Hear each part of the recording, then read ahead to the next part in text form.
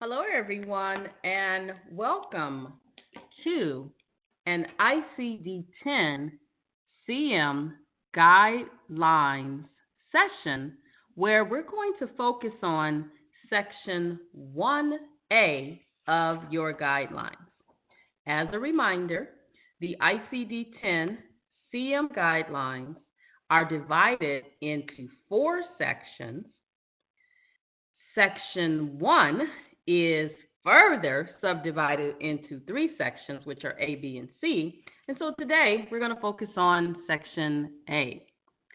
So coding guidelines are actually basic concepts and rules that a coder must understand in order to assign ICD-10 CM codes accurately and, most importantly, completely. The general coding guidelines actually describe how we're going to locate a code as well as apply all of the necessary rules to fully describe the patient's condition and or the reason for health services. Diagnosis coding is used for all settings: inpatient, outpatient, emergency room, nursing home, radiology, you name it, all settings utilize diagnosis coding. The coding manual itself has two parts. There is an alphabetical index, and then there is a tabular list. During parts of this presentation, I will be sharing my screen where I will kind of give you a visual of the concepts that I'm actually presenting. So let's begin. So first up, the alphabetical index to ICD-10 CM actually has four parts. Those four parts are the index to diseases and injuries, the neoplasm table, the table of drugs and chemicals, and then we have our index to external causes. So now is one of those moments where I want to share my screen and I want to show you those four areas. All right, so this is an electronic version of the paper code manual. So index to diseases and injuries looks like a dictionary. We have our neoplasm table. We have our table of drugs and chemicals. And then we have our index to external causes. So right now, I want to focus on the alphabetical index to diseases. So the alphabetical index to diseases is actually where the coding process begins.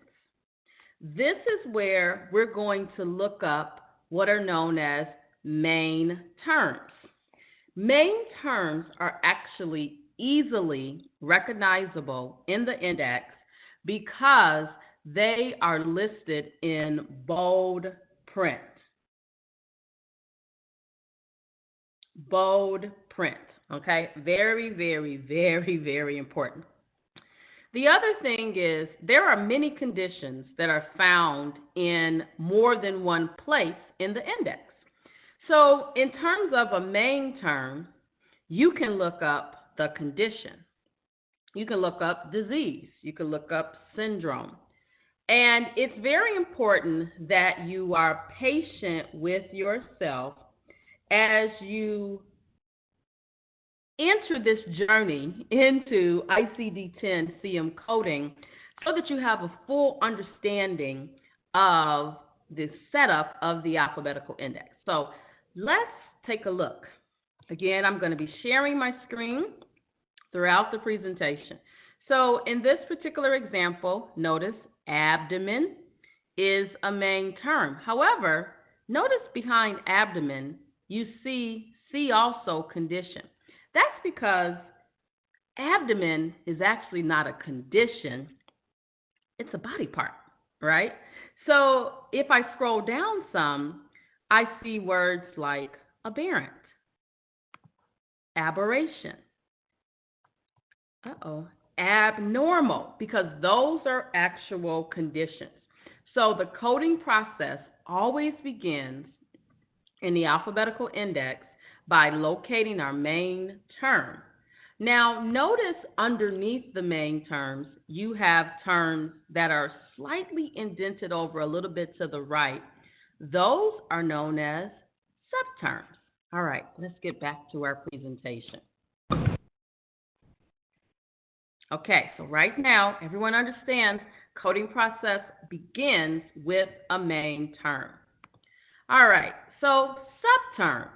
As you saw, the subterms are a little further to the right. They're actually what's known as one standard indentation to the right, and they are in alphabetical order. So your main terms are in alphabetical order, just like a dictionary, guys. And then your subterms are also in alphabetical order. And the purpose of the subterms is to provide more specificity regarding the main term. And don't worry, we'll see some examples. The other area that you're going to see in the index are known as carryover lines. And carryover lines are essentially needed for the main term or the subterm because basically, guys, the words just don't fit on the same line because the alphabetical index is actually kind of limited. So what you'll notice about carryover lines is that they are indented 2 standard indents over. Again, let's look at an example. All right, and I'm going to look at the word delivery. Okay, so notice the word delivery is in bold print. That's a main term. And then under delivery, your first subterm is arrested active phase. And then the next subterm is Caesarean. Under Caesarean, you have a carryover line of abnormal. And look, abnormal is further subdivided into pelvis and presentation. And pelvis is even further subdivided. So you have to decide, is this delivery Caesarean abnormal pelvis 0330 or pelvis with obstructed labor 065.0? So you should notice right here that specificity is very important to diagnosis coding. But at this point, I want to make sure that you understand main term, subterm, and then carryover lines. Let's look at another example of a carryover line. So we got delivery, and then we have Caesarean, and then another item under, and you got to really use a ruler. Notice under Caesarean, this is still under Caesarean, and notice the alphabetical order. You have Caesarean and then failed, and then under failed, and let's get my pointer out here, so because I really want you to see this information. Okay, let's move this box out of the way. Oh, I took away my box. Okay, 1 second, guys. All right, so I want to circle failed just so you can see it. All right, so, well, it was there and it's gone now. All right, but you saw failed right here, and then forceps, and then induction of labor. And then notice each code has a different character that's letting you know that it has a different purpose, all right? All right, so we talked about main terms, subterms, and carryover lines. All right, next up, I want to talk about the concept of a non-essential modifier. And a non-essential modifier is actually just some terms that appear following a main term or a subterm. Those non-essential modifiers actually do not impact your code assignment. So let's look at an example. I'm going to go over to pneumonia.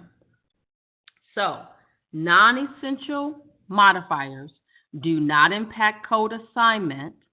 And their words like, in this particular case, acute, double, migratory, purulent, septic, or unresolved. They have no impact regarding pneumonia. And then directly behind that, you have a concept that I'll mention earlier, but I want to show you now, which is known as the default code. That's the default code for pneumonia. All right. So non-essential modifiers don't impact the code assignment, so their presence or absence do not affect the code assignment. All right. Next up, eponyms. You've heard of this term before. And as it relates to main terms, the main term could be an eponym itself. And as you know, eponym is a disease or a condition that's named after the person that actually invented the procedure. All right, next up, we're going to look at some instructional notes. And we have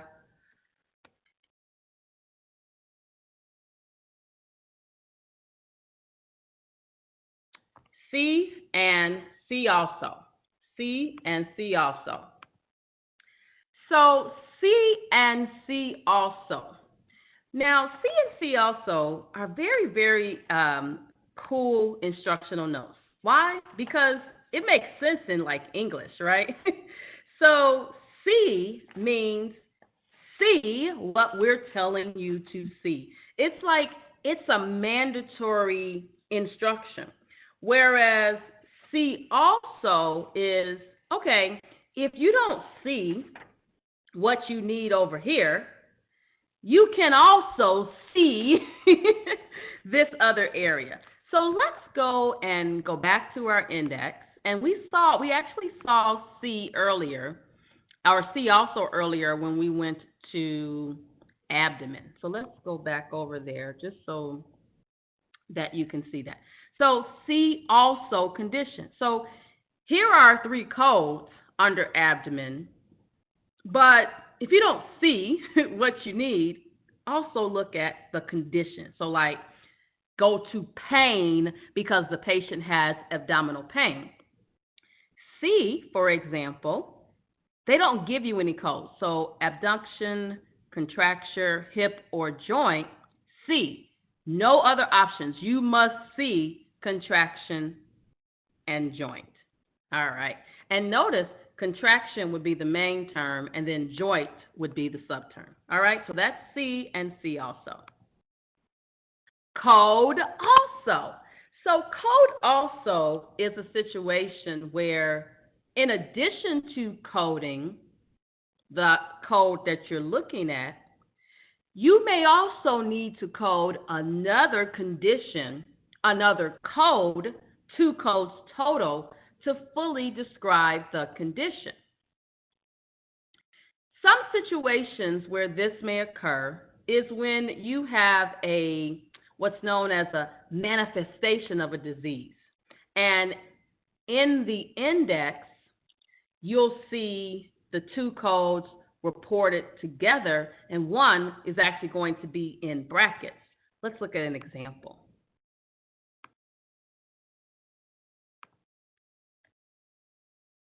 All right, so I am going to go to Alzheimer's disease with behavioral disturbance, early onset, late onset. Notice that each of these situations provides us with 2 codes. First, G30 point something, and then F02.8 something.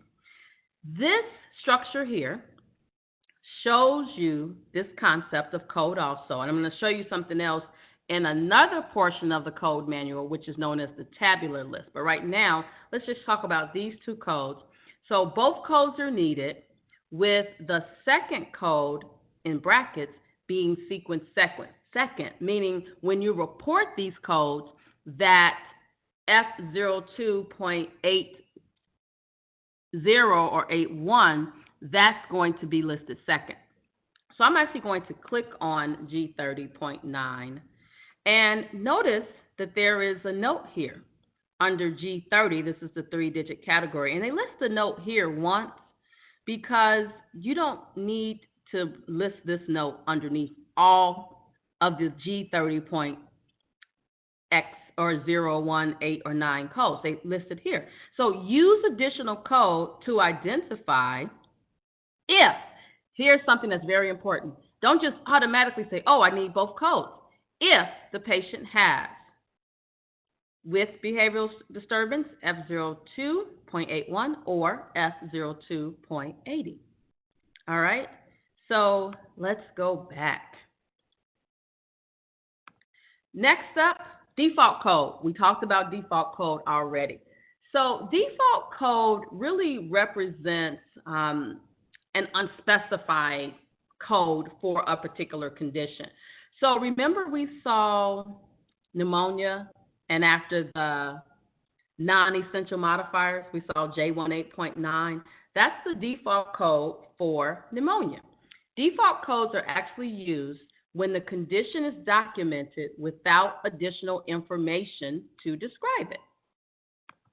All right, tabular listing. So remember I told you the code manual, the ICD-10 CM coding manual, has two parts. We have the alphabetical index, which is divided into 4 parts. Let's review those 4 parts. The index to diseases and injuries, neoplasm table, table of drugs and chemicals, and then the index to external causes. The tabular list, which you actually saw me in a few seconds ago when I was looking at G30.9, G30.8, the tabular list reflects the numerical listing of all of the codes that we have. Our tabular list is actually divided into 21 chapters. Let's share our screen again and look at those 21 chapters. So here I'm looking at, I was in chapter 6 because I was looking at the G codes, but here are our 21 chapters. They are divided by specific disease or condition categories. They all begin with a letter. Did you notice? All of the letters of the alphabet are actually used for ICD-10 with the exception of the letter U, which is reserved for future use. So these are our 21 chapters. All right. So after that, let's talk about the code format and structure. So our codes are either a minimum of 3 or a maximum of 7 characters long. How many characters a code has really depends on the code family, but all of our codes have a minimum of 3 characters, okay? After the first letter, after the first character, which is a letter, the rest of the codes are then a combination of either letters or numbers. It just depends on the code family. So category is the 3-digit code that represents either a single disease or a group of related diseases. Then after the category, the next division is known as a subcategory. And then the subcategory is where you're going to have the 4th, 5th, 6th, or 7 possible characters.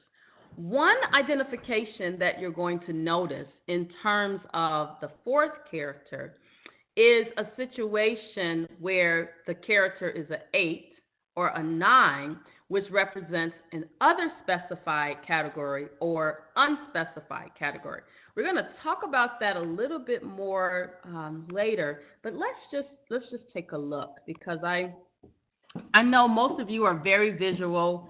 I'm very visual, and so I said other and unspecified. So here's a perfect example. In the fourth character position, other versus unspecified. Unspecified means in the documentation the condition was not specified. However, with other, the condition was specified by the provider, but the classification system does not have a unique code for that particular condition. So we still can code it, but it doesn't have a code with its own unique name. All right, so next up, the first character, I mentioned this already, and you'll hear me repeat a lot of things over and over again, is always going to be a letter. We already talked about the letter U isn't used. And in terms of writing our codes, this is what it actually looks like. So I got, 3 X's, a decimal point. That's one characteristic of an ICD-10 CM code is that after the third character, there is a decimal point. All right, so the first 3 characters reflect the category, and then the next 3 characters are going to show us the cause of the disease, also known as etiology, the anatomic site, and then severity.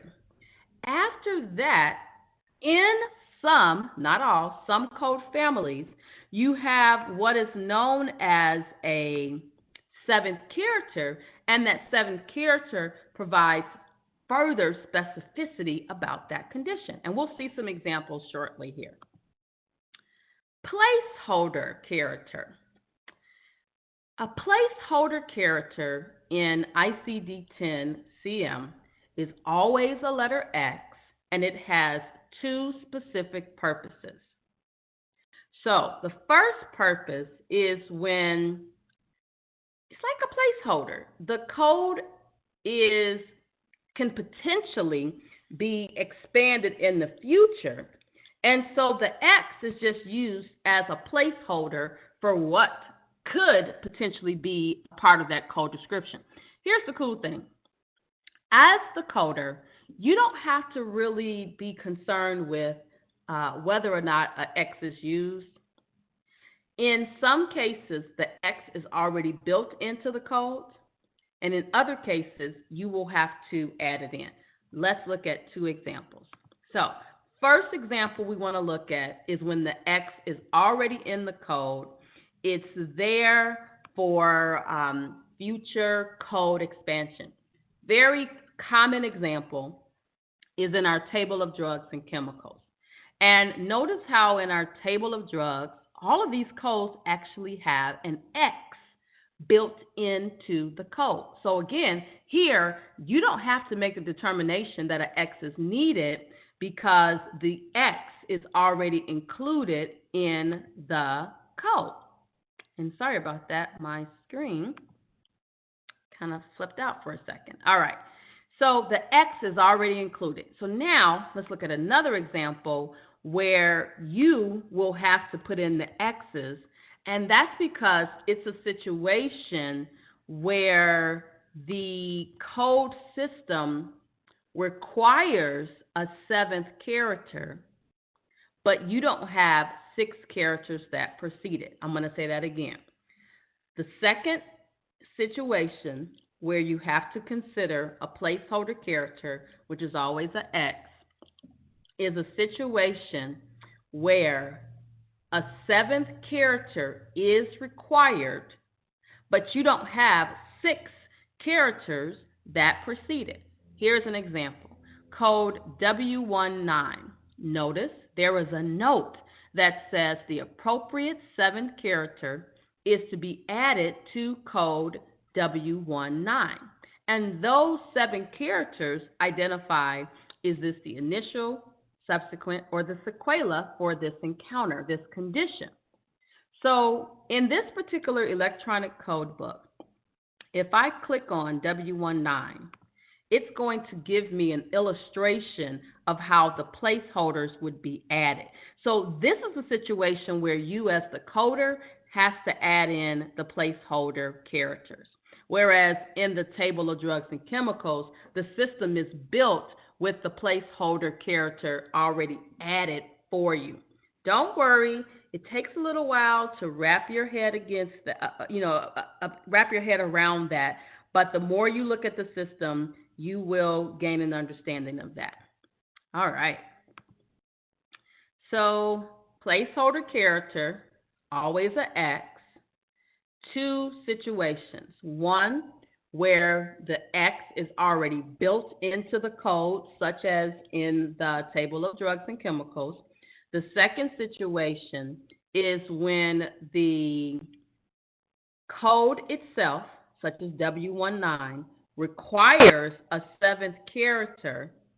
However, you don't have 6 characters that precede it. In the example that I gave you, you had W19, so that's the first, second, and third position. But then in the 7th position, you needed to have a letter A, D, or S. So that left you with 3 characters with nothing there. And so if a 7th character is required, you have to report 7 characters. You can't just report W19 and put an A on the end, because that only gives you 4 characters. So if a 7th character is required, that X is assigned to all of the characters less than 6 to get you to a total of 7. And that's only if a 7th character is required. And I guess I talked about this already.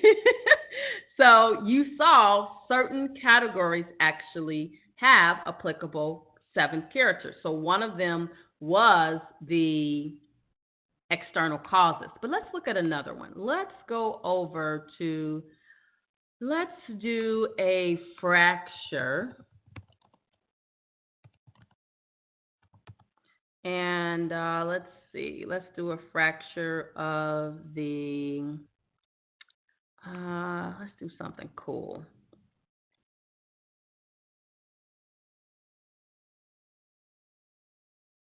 So let's do fracture femur. Fracture is the main term, femur is the subterm, carryover line, lower end, S72.40. Something I should mention, when we're coding, we start in the alphabetical index. The alphabetical index gives us a code to consider in the tabular listing. So I'm going to click on this particular case. So here, S72.40. This plus sign lets me know, hey, your code is not complete. Look at this. This code is not complete. In your physical code manuals, what you're going to see is a notification of check 4th digit, check 5th digit, check additional digits required. That's letting you know that, hey, the code that you're looking at is not complete.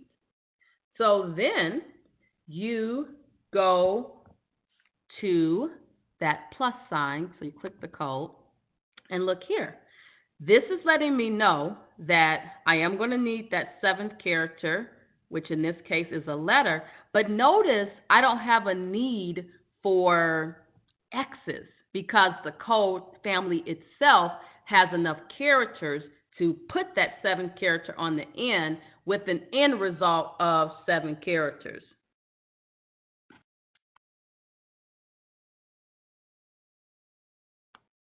All right, let's go back. Okay, so I think we've talked about 7 characters enough. So now let's just review very quickly. So all of our codes are a minimum of 3 characters, maximum of 7. First letter, always going to be what? A letter, yes. And all letters are used except U. The second character, guys, is actually always a numerical character, but characters 3 through 7 can be alphabetical or numeric. There's a decimal point after the first 3 characters if the code is more than 3 characters. If your code is 3 characters, no decimal point is needed. But if your code has 4, 5, 6, or 7 characters, the decimal point is after the 3rd character. The alphabetical characters are not case sensitive, so you can report them in upper or lower case. I will tell you in the coding manuals, you'll always see them as uppercase.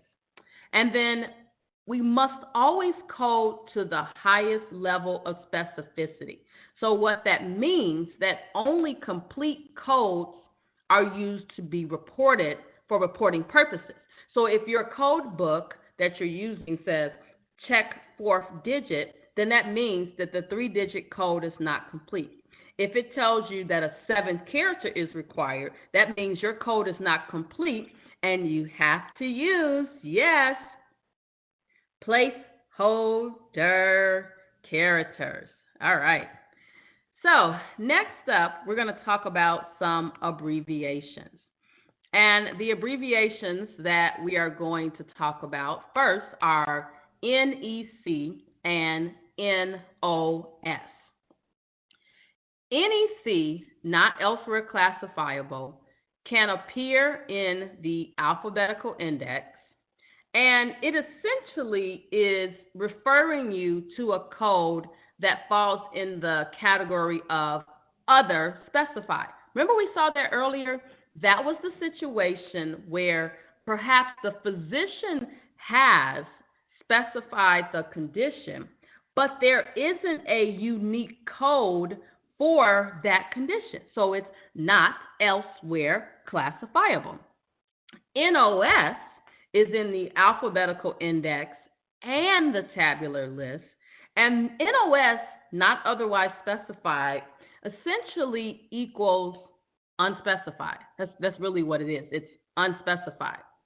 And so this is when the documentation does not contain enough information to give us a more specific code. So that's NEC, NOS. Next up, punctuation marks that you're going to see. Oh, and you know what? Let's back up. Let's take a look at some NEC and NOS. So S72.41, condylar fracture of femur, NOS. Remember, NOS equals unspecified. So while we know that it's a fracture of the femur, specifically the condyle, we don't know what part of the condyle. If we had that information in the report, then we could assign a more specific code. NEC, remember that is other. That's when, that's your NEC, that's when we know that the patient actually has a condition, but the code manual doesn't have a unique code for that condition. All right, next up, punctuation marks. All right, so first we have our square brackets. The square brackets are used in the tabular list, and they enclose things like synonyms, alternate wording, and then explanatory phases. Essentially, these terms are for informational purposes only. You don't use them when you're reporting the code, okay? They're just informational purposes only. All right, next up, slanted brackets. This punctuation mark is used in the alphabetical index, and we actually saw this already. It is for manifestation codes. Remember, we saw the behavioral disturbance with and without behavioral disturbance. In this situation, the manifestation code represents the secondary condition. That's why it's in the brackets. And it's going to be reported in addition to the underlying condition or primary disease. So that means 2 codes are required, and we know the code in the slanted brackets is going to be reported second. Notice the difference, guys.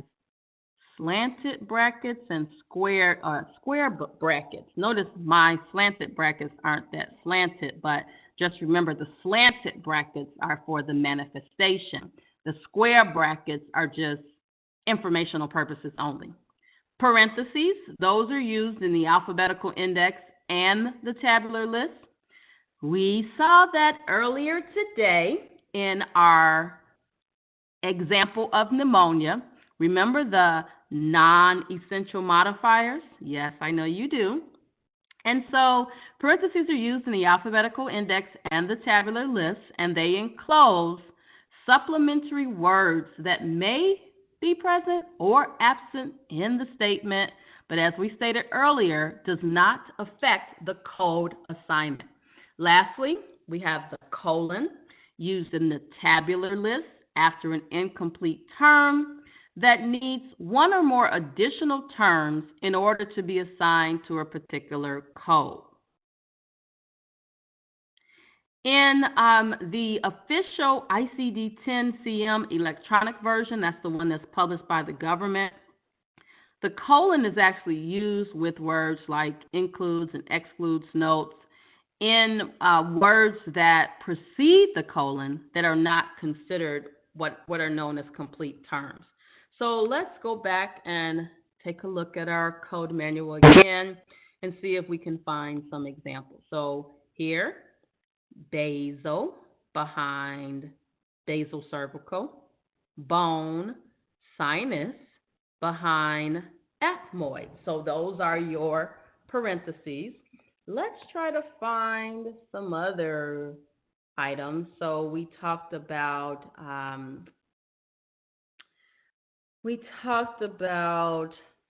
the brackets and the parentheses. So we have more parentheses here. And here is our colon.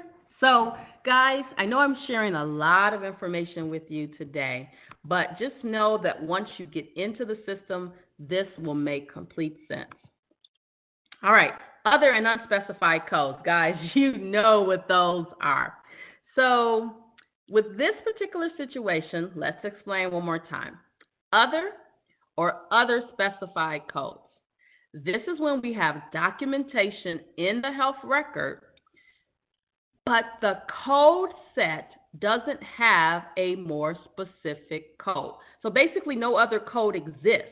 That means we don't have a unique code for that condition. Whereas unspecified codes, that's when the documentation in the health record is insufficient, and so we can assign a more specific code. The example that we saw was pneumonia, and let's look at another example. I have to try to give you as many examples as I possibly can, and I think I want to go over to asthma. All right, so J45.20, mild intermittent asthma, uncomplicated. So this is all we know. Mild intermittent asthma, not otherwise specified. No additional documentation compared to mild intermittent asthma with acute exacerbation or status asthmaticus. Okay, now let's look at one. J45909, unspecified asthma. We don't even know if it's mild, if it's severe, if it's moderate, all the different options that are available, and that's because the documentation isn't providing us with that level of specificity. All right, instructional notes. So instructional notes are used throughout the code manual, and they can be in a variety of places. And this is very, very important that you understand that they're in a variety of places, okay? So number one, they can be at the beginning of a chapter. It could be at the beginning of a 3-digit category code, a 4-digit category code. It provides you with instructions on how to actually apply a particular code family. First up, we have inclusion terms. Inclusion terms are just a list of medical diagnoses that are under some codes, and it just kind of gives you a partial list, it's not a complete list, of other names that that condition can be classified under.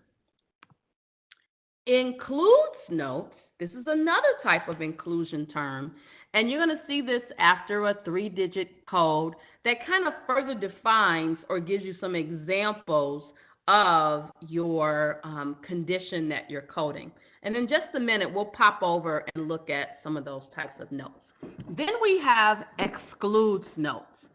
All right, guys, so this is where it gets really tricky because there are actually two types of excludes notes. Excludes note number 1, excludes note number 2. And you have to pay very close attention to their meanings.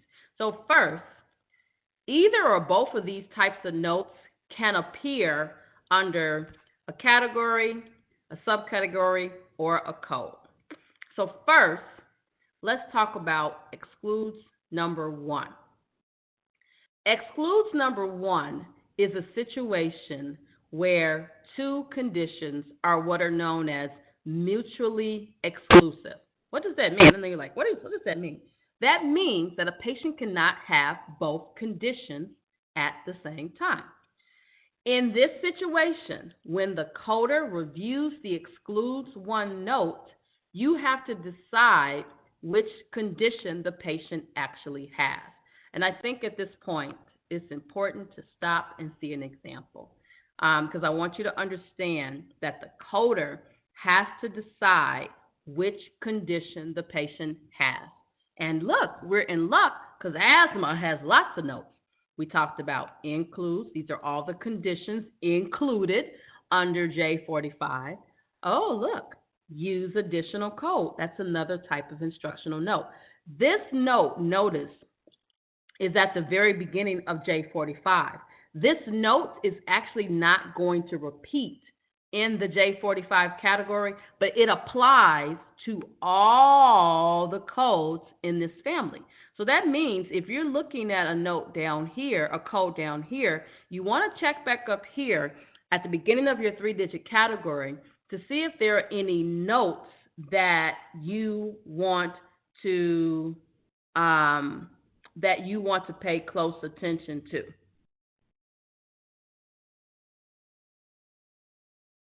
All right. So next up, we want to see, let's see, excludes number 1. Excludes number 1, remember, this is when you're being told both codes are not used. You got to decide which condition the patient has. So you're looking at J45 category, which is asthma. But if your patient has, for example, detergent asthma, if they in fact have detergent asthma, you won't use J45. Instead, you would use J69.8. So excludes 1, you have to look at your documentation and decide which condition the patient has.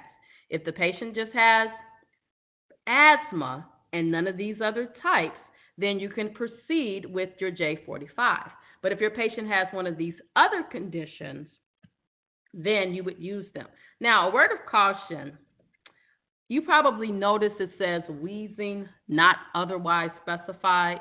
I know you guys know if a patient has asthma, they have wheezing, so you wouldn't report R06.2, you would report the J45 code. All right, guys, let's keep on going here.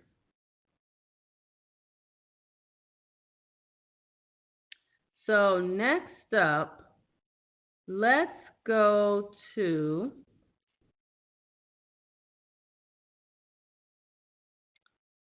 excludes number 2. Okay, guys. So remember, excludes 1, you're only going to report 1 code, mutually exclusive. Patient cannot have both conditions. They have one or the other. You have to decide based on the documentation.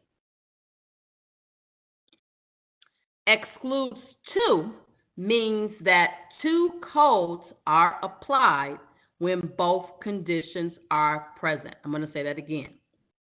Excludes two is used when two conditions are applied, or two codes, I should say, are applied when both conditions are present. All right, so I think it's time for an example. I know you would agree. And we're still back at asthma. This is a great page to be at. So excludes two if the patient has both conditions. So if they have asthma and they have asthma with COPD, that means you will report a code from J45 to classify the asthma, and if they have COPD, you will also report J44.9. And look, under the J44 category, they also have instructional notes. And I want you to know again, the instructional notes apply to that particular code family. So this J44 is applying to this whole code family. So code also, if the type of asthma, use an additional code, if applicable, if they meet one of these requirements. All right, guys, next up. Etiology and manifestation. Guys, we talked about this already. Some conditions have a cause, some conditions you have a condition, and then you have what that condition produces. For example, the patient that we saw with the Alzheimer's and the behavioral disturbance. You got two codes because one has resulted in the other. So, in situations when one disease produces another condition, the code set requires that we report two codes. The first code is the etiology, and then the second code is the manifestation. Remember that manifestation oftentimes in the index is in the slanted brackets. Code first notes. So code first notes are in your tabular list. They appear under a manifestation that basically says, hey, you need to code something else first. Codes that are manifestations of something else, those are never to be reported first. Those are always listed as additional codes, okay? Next up, use additional code. We saw that. This is when two codes are required to completely describe the condition because that one code doesn't tell it all. So remember we saw use additional code to identify exposure to smoke, for example. All right, etiology and manifestation. So guys, we have seen this over and over again, at least 3 times. And these conventions appear in the alphabetical index. Let's go back because I want to make sure, because I'm so visual. All right, so disease, Alzheimer's, and all right, so here, Alzheimer's with behavioral disturbance. This is the condition. This is the manifestation. All right, let's see if we can find another example for you.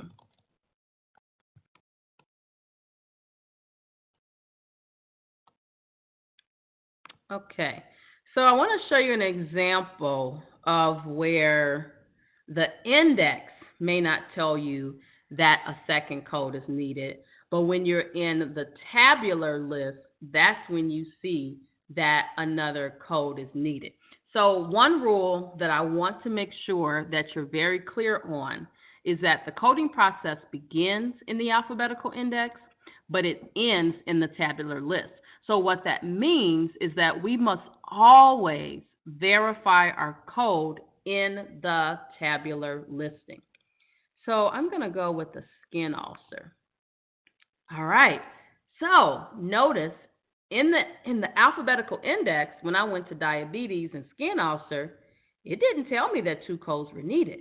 But when I went to verify my code in the tabular list, it tells me use additional code to identify the site of the ulcer. All right, guys. So multiple coding for a single condition. Multiple codes may be required to code a disease that includes multiple disease processes or factors. The requirements for multiple coding, you're going to see that by the different instructional notes. And we've seen them. Code first, code also. We also could see code, if applicable, another condition first. That's why you must fully use the coding manual. All right, whenever there's a situation of code first, guys, that means what you're looking at, you can't code it first. You have to code something else first. Let's look at an example.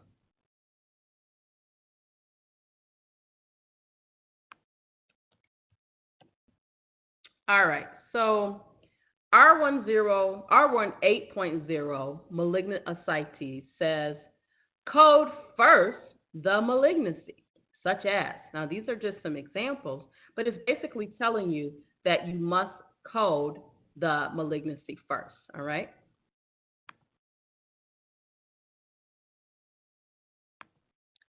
All right, code, if applicable, the causal condition first.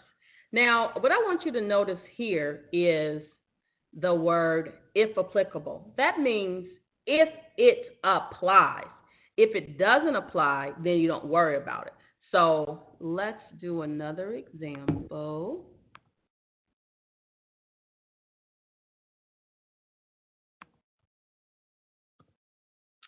All right. So a couple of examples here. We got it excludes one note. What does that mean again? Yes, you got it. If the patient has psychogenic retention of urine, F45.8, you're not going to report F33. That's your excludes one note. R33.0, use additional code. Look at this notice here, guys. If applicable. Then the note that I was originally going to code first, if applicable, any condition such as. So as you can see, it's very important to read your instructional notes. Very, very, very important. Very, very, very important. All right. Next up, multiple coding, code also. The code also notes that 2 codes may be needed. So I must show you an example. I might show you 2 examples here. Okay, let me get back to my screen.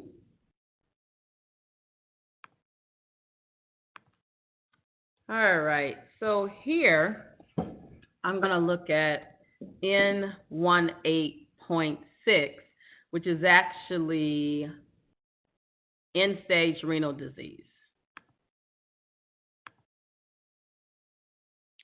So here, what you are seeing under N18.6, use additional code to identify dialysis status.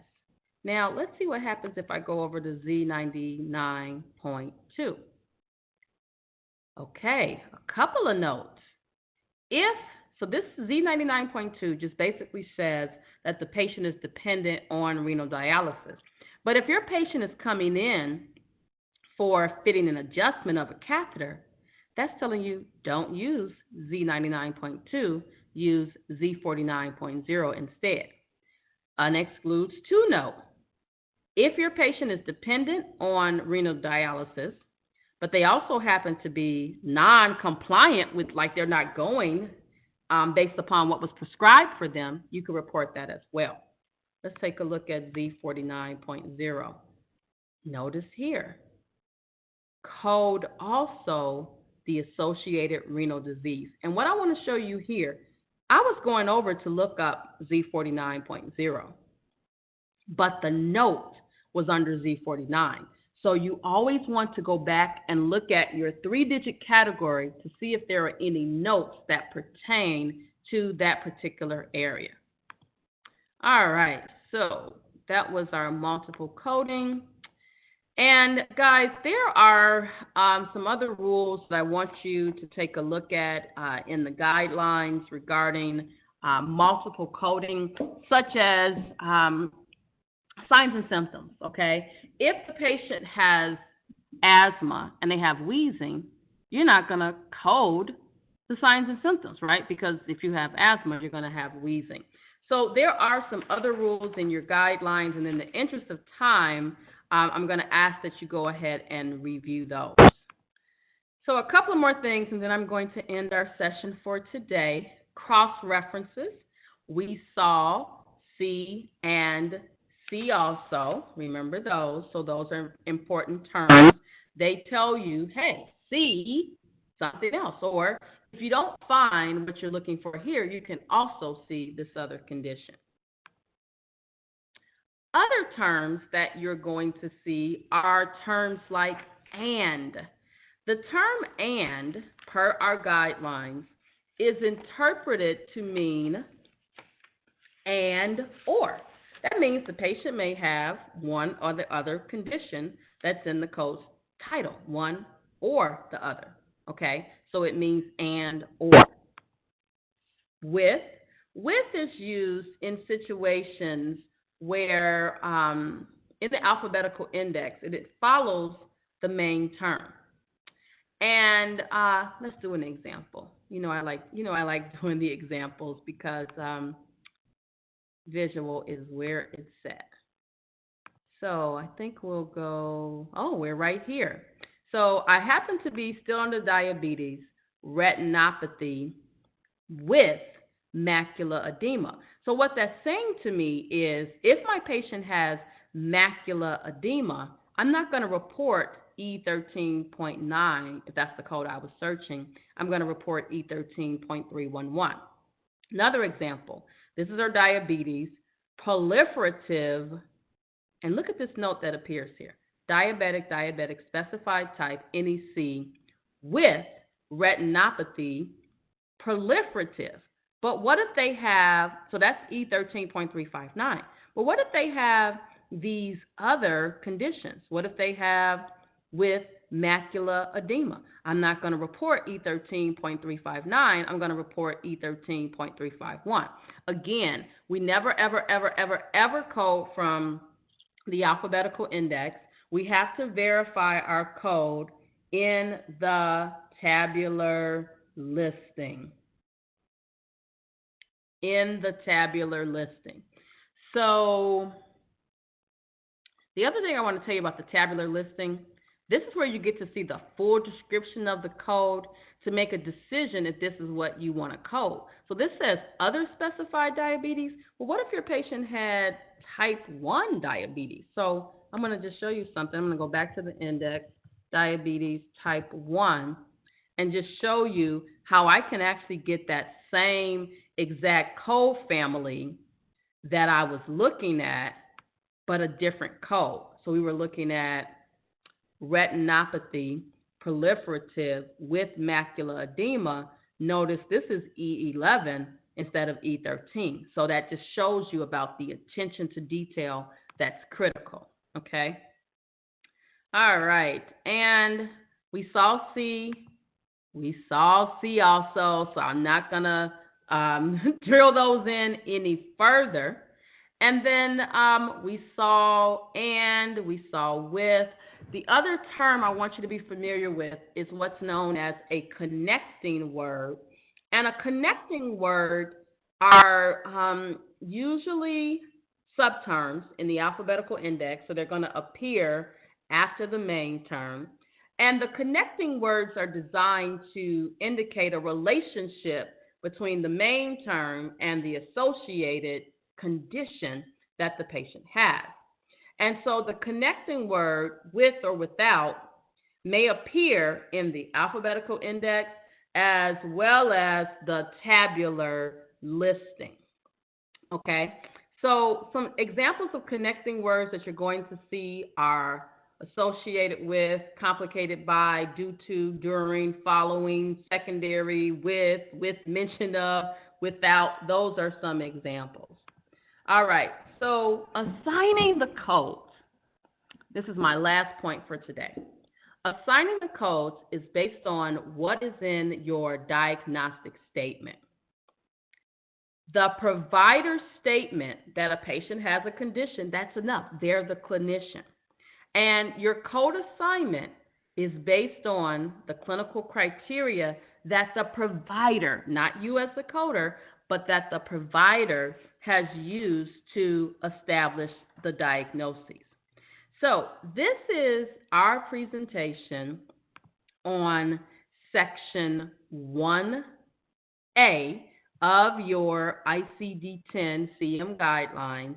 I'm going to come back in another video and focus on section 1B, which is our general coding guidelines. Thank you so much for listening.